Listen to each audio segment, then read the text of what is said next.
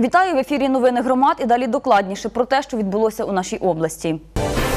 Старокостянтинівська районна рада розділила майно між 3 громадами. Майно спільної власності передали Старокостянтинівській міській, Староостропільській та Миролюбненській сільським радам. Також Старокостянтинівська районна рада вийшла з засновників комунальних установ та визначила їх правонаступниками відповідні громади.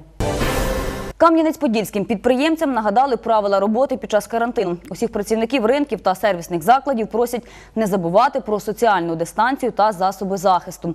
Ситуація у місті непроста. У медзакладах зменшується кількість ліжкомісць та є брак лікарів. А в разі недотримання карантинних вимог близько 3000 підприємців можуть втратити роботу. Обов'язково виконання всіх протиепідемічних заходів, обов'язкові маски, обов'язкові бризання і скріншот температурного режиму.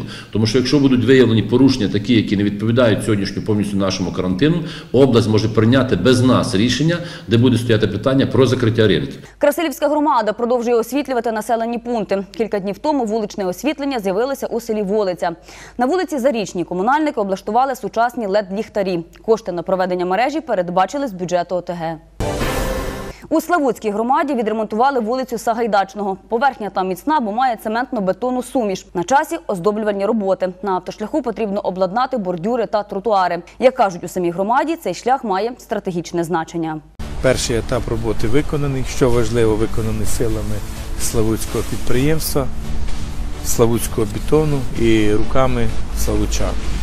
Бачимо якісне виконання робіт. Так, тут ще треба буде пропрацювати. Меджибіська громада планує окультурити територію поблизу дитячої школи мистецтв. Селищна рада навіть провела конкурс для просторового облаштування місцини. Переможців та призерів заохотили грошима. Перше місце – 5 тисяч гривень, друге – 3 тисячі та третє – 2 тисячі. ОТГ натомість отримала цікаві ідеї для просторового облаштування території.